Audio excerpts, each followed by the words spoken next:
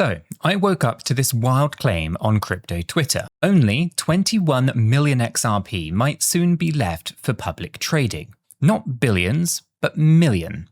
Now, that's the exact same number as Bitcoin's total supply, and it got my attention real quick. Now, could XRP really become as scarce as Bitcoin? And if so, what would that do to the price? Now, my jaw is practically hitting the floor just imagining it, so I just had to investigate. And what I found, well, it blew my mind, and it might just change how you see XRP forever. So, I went down the rabbit hole and quickly realized that this isn't just another baseless rumor. There's actually real numbers and projects behind this kind of 21 million XRP theory. Now, in this video, I'm going to be taking you along on my kind of personal journey uncovering what I believe to be the truth. I'm going to untangle how huge chunks of XRP are quietly vanishing from exchanges, why some are calling it a supply shock, and what happens if XRP becomes ultra scarce. And along the way, I'm also going to share a surprising discovery that I made about a project doing something really cool with blockchain and telecoms. Seriously, I didn't see that one coming. Now, by the end, you're going to know why the next few months could actually be a make or break moment for XRP, and you might just feel like you joined me on a crazy crypto adventure. All right, let's start at the beginning of this story. It all began with a tweet, like most crypto rabbit holes usually do. Now, an XRP community commentator named Chad, he's a kind of game developer and big XRP guy, tweeted that is a target, there will only be, 21 million XRP available for public trading in the near future. 21 million. So when I saw that, I literally did a bit of a double take and I was like, what did you actually say? Did he just give XRP the same kind of max supply as Bitcoin, right? I was a little bit all over the place. Now, Bitcoin's famous for its 21 million cap. And here's someone suggesting that XRP, with originally 100 billion tokens, could effectively shrink down to that level of scarcity. The XRP community, as you can imagine, started pretty much buzzing with this. After all, Bitcoin's sitting at a pretty six-figure price these days, right? And part of that is thanks to its hard supply cap, making it really scarce. So if XRP's tradable supply really did drop to 21 million, well, the implications for price are pretty insane. Now, I'm talking theoretical 5 digits per XRP if nothing else changes. Now, we'll get to that in just a moment. Now, it sounded a bit like pure hopium at first, like one of those posts where someone picks a random high number for XRP and everyone either kind of cheers or, of course, laughs. But Chad wasn't just spitballing here. He was actually responding to actual data about XRP being locked up left and right. So I wanted to understand why would only 21 million XRP be tradable? Where'd the rest actually go? And this is, whether this is actually something that's possible. And so it turns out that the idea of an XRP supply crunch has been brewing for quite a while. I mean, I've covered it on the channel a fair few times, and so it's no secret either. It's kind of happening in plain sight. Now, 2 major projects in the XRP ecosystem have some pretty ambitious goals that would take a whole ton of XRP out of circulation. First, you've got Axilla's MXRP project. They want to bring XRP into the multi-chain world, basically letting you use XRP on other blockchains via Alexa's network. To do that, they plan to manage about $10 billion worth of XRP, which is about 5% of all the XRP currently circulating. 5% of the entire supply locked up in just one project. And then there's Flare Networks with something called FXRP, and Flare has been working on a system to use XRP within its smart contract platform, and they aim to secure 5 billion XRP by mid-2026. So that's another huge chunk. And if you add those together, Axilla and Flare alone could lock away around 8 billion XRP in the coming months and years. And that's about 13% of the current circulating supply just vanishing from the open market. And this isn't theoretical, right? Flare's timeline is mid-2026, that's less than a year from now, and Axela is gunning for that $10 billion mark. Now, an XRP YouTuber called Digital Asset Investor pointed out that these two projects, I should say, could trigger some kind of supply shock that the XRP community has speculated about for ages. Now, you know how people kind of joke one day XRP supply will dry up and the price will shoot through the roof? Well, that day might not be a joke anymore. It might actually be on the calendar. Now, that's just kind of one part of this story, right? The other part is what's happening with exchange balances and long-term holders. And this is one that kind of made me kind of really click for me, right? Because even before these projects locked up some XRP, the amount of XRP actually sitting on exchanges for trading has been plummeting. I mean, just take Coinbase, for example. Back in June, Coinbase had and held around 970 million XRP for its customers. By September 20th, that number was down to just 32 million. Yes, 32 million. That means Coinbase's XRP liquidity has basically dried on up. Now that is a massive drop in just a few months, and Coinbase is not alone. Across the board, exchange wallets have been sending XRP off to who knows where, probably cold storage or into those projects. It's kind of like watching, and I guess the water level in a well go down every day and thinking, is nobody noticing this? Well, we might just run out soon. And on top of that, remember that huge amount of XRP isn't even in circulation to begin with, right? Ripple still holds about 37 billion XRP in escrow. The co-founders and early investors collectively hold billions more. So those chunks aren't sitting on exchanges either. They're actually locked away or being held long term. And according to analysts, regular retail investors likely control no more than just 15% of the total XRP supply. 15%. So that means that the effective supply, the part actually trading hands freely, is actually way smaller than a lot of people think, a lot smaller than that 100 billion number. Now, a lot of XRP is spoken for, one way or another. So, between projects locking things up, shrinking exchange pools, and long-term holders, you can see how the active trading supply could get really tiny. Now, Chad's point in that tweet was basically that the price on exchanges is set by the active trading supply, not the total supply. Right? If tons of XRP are locked away and only a small pile is actually out in the wild being traded, well, that small pile is what sets the price. Supply and demand 101, right? So if demand stays the same or goes up while the tradable supply goes down, the price has to adjust upwards. Now, here is where it gets really spicy. What if the active supply truly does fall to 21 million XRP? Purely hypothetical, of course. Say this happens and the market cap of XRP stays, around kind of what it is today, roughly 170 billion. Now, with only 21 million XRP trading, well, the math would put out each XRP at something crazy like $8,190 a coin. Now, I know. That sounds a little like an insane number. And to be clear, this is not me saying that XRP will be $8,000 next week, right? Everyone mortgage your house, right? And not saying that at all. Absolutely not, right? This is a theoretical scenario to illustrate how scarcity can impact the price. Now, in reality, if XRP supply started drying up that dramatically and drastically, the market cap likely wouldn't just remain static. It should shoot up too, or trading dynamics could change as price rises. Now, and this is it, right? Even considering it's kind of mind-blowing, right? Because it flips the script on the old XRP cannot reach high prices because there's just too many coins argument. Suddenly it's like, what if there aren't actually that many coins available to, buy and trade? Now, we actually have a real-world example of how scarcity can impact price. In August, the OKX exchange dramatically cut the supply of its OKB, or OKB utility token to mimic Bitcoin's scarcity, right? They reduced OKB's supply to 21 million tokens by literally just burning over half of all OKB that is out there. And what happened? Well, the price went nuts.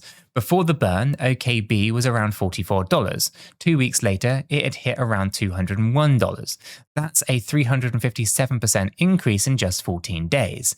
It happened because traders realized, holy cow, there's way less of this token right now. Now, XRP isn't being manually burned just like that, at least not to such an extreme. But the effect of projects locking tokens and people stashing them away can mirror a big supply reduction. And if that happens alongside growing demand, well, you get the idea. It could be OKX, or OKX's OKB token, on steroids. And speaking of demand, we need to talk about how the big money pouring into XRP lately, right? Because this part of my research actually made me even more bullish, right? Because it's not just retail holders like us who see the potential here. It's institutions and even non-crypto companies jumping on in. For example, a Canadian asset manager called 3iQ holds 45 million XRP. And another firm, Purpose Investments, has about 29.6 million XRP. Now, these are funds that store XRP for their clients, kind of like a mini ETF, if you will. And get this, we might soon even get 7-spot XRP ETFs launching as early as next month. If those ETFs get approved, fingers crossed of course, they'll have to buy tons of XRP to hold as the underlying asset. I'm imagining millions of XRP suddenly being scooped up to create those funds' shares. Now that alone could put some serious pressure on the supply. And it doesn't stop there. Some companies outside of the traditional crypto investment world are also eyeing XRP as a reserve asset for their treasuries. There's a tech firm called Trident Digital Tech, a company named Webus International, even a renewable energy company called Vivo Power, and a pharma supplier, Well Logistics, right? They've all disclosed plans to hold XRP as a reserve asset. Like, instead of holding cash or maybe Bitcoin, they actually want to hold XRP for the long haul. Now that kind of blew my mind. It's one thing for crypto funds to buy XRP, it's another when random companies say, yeah, we're going to keep some XRP for the long haul because, well, why not? It almost feels like XRP is becoming the crypto world's best kept secret for serious holders, while everyone else was just too distracted. Now, at this point in my journey, all of these pieces started to fit together into one rather clear picture. An XRP supply shock is not only possible, it might already be underway. Right, tokens are getting locked up by innovative projects, exchange inventories are drying up, big players are accumulating, and fewer people are actually willing to sell. Now, it's the perfect recipe for scarcity. But before we go any further, I do need to put something out there, a quick reality check and disclaimer, because I get excited talking about this stuff and it's easy to get carried away. Now, this might just shock you, but I'm not a financial advisor and nothing in this video is financial advice. Cryptocurrencies are highly volatile and you could lose all of the money that you invest. You should always do your own research and consult a qualified professional.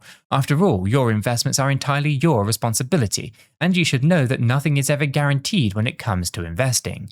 Neither I, this channel, nor YouTube are liable for any losses, and this video is for entertainment and educational purposes only. Alright, well, we had to get that necessary disclaimer, although boring, part out of the way. So let's get back to all of the exciting stuff. So far, we've talked about XRP basically becoming a scarce resource. And as an XRP holder myself, I'm not going to lie. This has made me daydreaming just a little bit. I mean, who hasn't imagined what life would be like if XRP shot to 4 or even 5 digits someday? But let's stay grounded too, because if XRP's price really started exploding because of a supply squeeze, then we would likely need to see some profit taking along the way. Dormant XRP might actually get tempted out of cold wallets. Ripple might release more from escrow to stabilize things. Who knows? Markets can get pretty weird when prices go parabolic. So while I'm super optimistic, I'm also reminding myself not to FOMO or make any crazy moves. Slow and steady, and eyes on the data, right? Now, in exploring this whole saga, I stumbled across something pretty fascinating outside of XRP. And it was like a little side quest in our story here. And it ties back to the idea of scarcity and doing big things in the crypto world that impacts the real world, in fact. Now, I'm talking about Unity. Now, this part of the video has me a little bit on edge because I do think this has huge potential. But let me tell you why. Now, while I was knee-deep in XRP research, I kept hearing about Unity, so I checked it out. And now Unity Nodes is a project that's kind of bringing the whole blockchain node concept to, of all things, the telecom industry. Now, I know that sounds a bit random, but hear me out here. Right? It's actually really clever. The global telecoms market, all of our phones and internet providers, is worth roughly $2 trillion a year. And Unity is basically trying to tap into that using decentralized models. Now, instead of huge telecom companies controlling everything, Unity wants to get involved, or wants to involve everyday people through a network of community-run nodes. And here's the kicker. They built it around a principle of scarcity and ownership. Now, with Unity, you can actually own a node like an NFT. Like the node itself is actually a digital asset that you can purchase. And there's a limited number available, apparently. Now, each Unity node NFT comes with a whole bunch of licenses, also as NFTs. So think of these as access passes that let you connect regular smartphones to the network.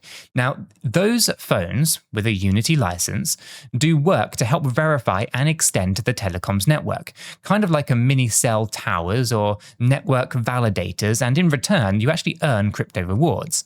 So you're basically turning your phone, or maybe an old smartphone that you've got, into a part of a global decentralized network, and you're getting paid for it. How cool is that? And it's not just theoretical, right? Unity provides professional node validation services across multiple blockchains to ensure everything runs rather smoothly. And they tie in real-world telecom usage to community rewards in crypto.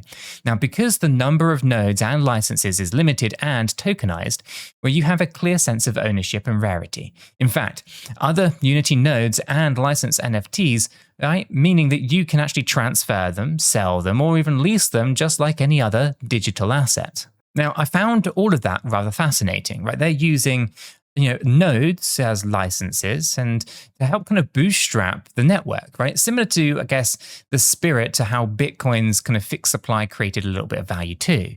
Now, Unity's approach is obviously slightly different. It's all about infrastructure and the telecoms, not a currency, but it does rhyme with that kind of concept, right?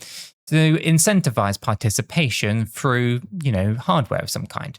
And it's all done in a really transparent and on-chain way, right? They even hash all of the network's performance data to a blockchain, right? This is the world mobile chain for audibility, which is kind of a nerdy way, but rather cool nonetheless. It's like telecoms meets crypto meets the sharing economy. Now, if you're wondering why folks are excited about this, just imagine being an early Bitcoin miner, but for mobile networks. So if Unity's network really does take off, the people running these nodes and licenses could potentially earn a slice of those big telecom fees. Now, Unity has structured it so that, for example, license operators earn 75% of the network fees that they generate, paid in various different cryptocurrencies of the user's choice, while the node owners get a portion too. Now, they're basically gamified and democratized something that used to be locked up by giant corporations. No joke. It got me thinking, maybe my phone could even earn its own phone bill one day by just running one of these licenses. Anyway, I just wanted to share that because stumbling upon Unity nodes during my research was kind of like finding a bonus level in the game. And yes, they are, in our Discord server, so if you do want to ask any questions, you can hop on down there. But honestly, it does align with the theme that we've kind of been talking about here, the power of scarcity and crypto technology intersecting with real world. Plus, I kind of love highlighting projects that let people participate in networks in a new way. So if you're curious to learn more, then I've got a link down in the description below. You should go check it out. And as always, there's no hype here. You need to do your own research if it piques your interest. Okay, let's bring this back to XRP. Where does all of this leave us? Well, honestly, I'm feeling a mix of excitement and cautious optimism. I'm excited here because, right, for the first time in a very long time, the stars do seem to be aligning for XRP in a rather big way. Now, I mean, you've got genuine adoption happening. Projects like Flare using XRP in DeFi and payments. You've got big institutions quietly accumulating. There are, possible XRP ETFs on the horizon, and a community that's held on through a rather long crypto winter, which is finally seeing some light. Now, the idea is that XRP could become scarce and is no longer a kind of fringe fantasy. It's something, even the skeptics have to consider now, because the data doesn't lie to you, does it? Right? When a major exchange like Coinbase almost runs dry on XRP, that's not a rumor. That's just hard evidence of demand outpacing the supply. But I'm curious, right? Markets have a way of surprising us, right? And not always in the ways that we would necessarily expect here, right? If XRP's price starts climbing fast, right, it might draw in speculators and short-term traders looking to cash in on momentum. Now, that could make things a bit volatile. And remember, not everyone holding XRP is going to be holding forever. So if we hit some crazy high price, some people will definitely be cashing out. And who could blame them, right? So the road to any 4 or 5 digit XRP, if that ever kind of happens, will likely be a pretty bumpy one. Now, we could see pullbacks, maybe even some manipulation attempts, who knows? My plan, personally, is to stay informed and to not make emotional decisions. I'm going to keep an eye on those exchange balance reports, watch how Flare and Axela lockup progress continues, and definitely keep tabs on any ETF news. Now, let me slip in a quick note here, right? Because if you are intrigued by all of this as much as I am and want to discuss it further or just see other crypto enthusiasts and what they are saying, then you do actually have a free educational Discord server. The link is in the description down below. It's where our community hangs out, we share the research, and yes, sometimes speculate wildly about XRP and other cryptocurrencies. We do try to keep it educational, I do promise. Now, I'd love you to join and to say hi. Now, something practical. If all of this talk about XRP has you thinking of buying or trading some or any other cryptocurrency asset, then please make sure that you're using a platform that you do trust. Personally, I use a couple of exchanges like Blowfin and BitGet when I need to make trades. Those are affiliate links that you see in the description, by the way. So if you do use them, sign up and trade via them. It does actually help support the channel here at no extra cost to yourself. And I really do appreciate that. Wherever you do trade though, just be very mindful of the security and the liquidity, especially if exchanges are running low on supply for certain tokens. Now, as we kind of come to the end of this journey, what is the big takeaway? Well, for me, it's that crypto is full of surprises and evolving narratives. XRP was once mocked for its large supply. It'll never hit $10 because there are just too many XRP, right? That was a common comment. Now we're looking at a scenario where XRP could become one of the most scarce major coins out there. The narrative is flipping here, and it's flipping because of real technological and economic developments, not just blind hype. Now, whether or not we literally hit that 21 million tradable XRP scenario, well, the trajectory is really all that matters here. The supply is shrinking, the demand is rising, and the gap between those lines on the chart is where the price magic can happen. Now, I started this video with a healthy bit of skepticism, chasing a rumor about 21 million XRP. Now, having seen the evidence, I'm more convinced than ever that something big is brewing. Maybe it won't play out exactly as the wildest kind of predictions say. Life rarely does. But even if a fraction of that scenario could be, life-changing for an awful lot of people, at minimum, it's made me reevaluate my own XRP strategy and conviction. And hey, right, even if you're not an XRP fan, this whole story is a case study in crypto dynamics. It shows how quickly things can change. Today's oversupplied token could become tomorrow's scarce asset once adoption kicks in. That's a lesson that applies across the board. So, where do we go from here? Well, I'm going to be watching those XRP wallets and keeping you updated for sure, and maybe I'll even tinker with the Unity nodes on the side. see if I can get my phone earning me some crypto. Just imagine that.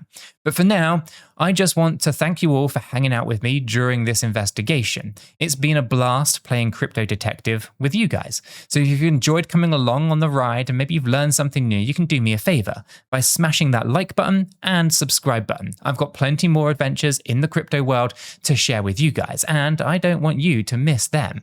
Until next time though, stay curious, stay safe, and I'll catch you in the next video.